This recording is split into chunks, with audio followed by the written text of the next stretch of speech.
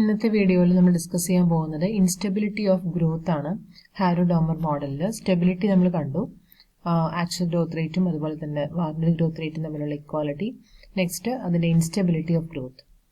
As discussed above, to achieve the steady growth in economy, a balance between G and GW must be maintained, otherwise the economy will be in disequilibrium. Therefore, Harrod analyzed the two situations when equilibrium condition is not satisfied.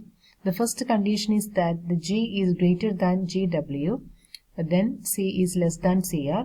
The second condition is G less than GW and C is greater than CR. The first situation implies that if such situation occurred, the economy will find itself in the quagmire of inflation. This is because under this situation, that is G is greater than GW, the growth rate of income being greater than the growth rate of output, the demand for output would exceed the supply of output. That means the growth rate, the actual growth rate of income is greater than the growth rate of output. The income growth is greater than the growth rate of output. Automatically, the demand for output would exceed than the supply. In contrast, the second situation implies that if such situation occurred, the economy would lead to secular stagnation. The first condition, the economy will lead to inflation. The second condition, the economy will lead to secular stagnation because the actual income grows more slowly. The income growth rate is more slowly than what is required by the productive capacity of the economy. The warranted growth rate is greater than the actual growth rate. It leads to the excess of capital goods. That is, C is greater than CR. For once, if steady growth equilibrium path is disturbed, it is not self-correcting. Therefore, it follows that one of the major tasks of public policy is to bring G and GW together in order to maintain long-run stability. The automatic correction is not possible to attain the steady growth equilibrium. So, the importance of public policy here to bring G and GW equality. In order to maintain the long-run stability, the public policy take some measures to maintain. For this purpose, Harrod introduces the third concept of natural rate of growth. We already introduced what is natural growth rate, GN. The whole argument can also be shown with the help of the following diagram. The growth rate G-GW relationship is shown in figure A and figure B. As shown in panel A of the above figure, starting from the initial full employment level of income Y0,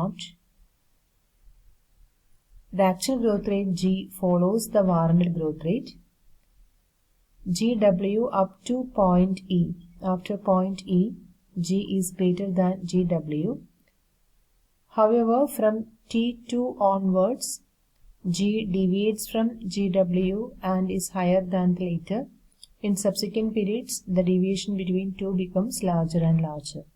The initial stage Y0, the initial full employment level of income, the actual growth rate follows the warranted growth rate. G and GW are equal at up to point E. After that, G and GW deviates each other. The G is greater than GW.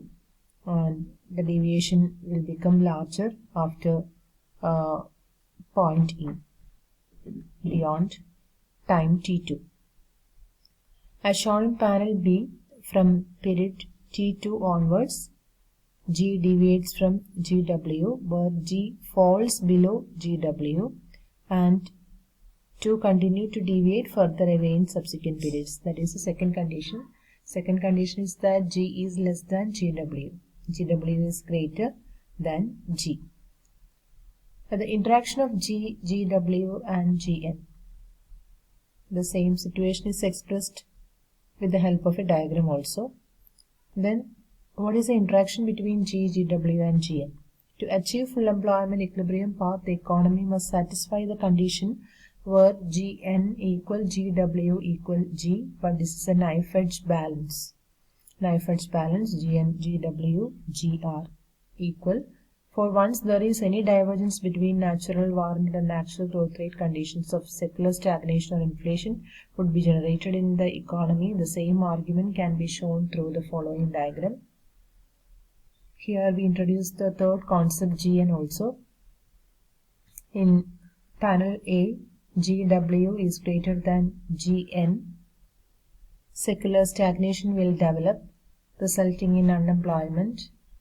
In such a situation, GW is also greater than G for most of the time because the upper limit to the actual rate is set by natural rate. If GW is less than GN, that is the second condition, secular inflation will develop in the economy. In such a situation, GW is also less than G for most of the time, as one shown in panel B of the above diagram. The instability in Harrod model is due to rigidity of its basic assumptions such as a fixed production function, a fixed saving ratio, and a fixed growth rate of labor force. The instability is due to these factors: the rigidity of the assumption as a fixed production function, and the saving ratio is also constant. The labor force, the growth rate of labor force is fixed. The policy implications of the model are that the saving is a virtue in any inflationary gap economy and vice in a deflationary gap economy. Thus, in an advanced economy, S has to be moved up or down as the situation demands. As the saving rate is to be moved upwards or downwards, S has to be moved up or down as the situation demands.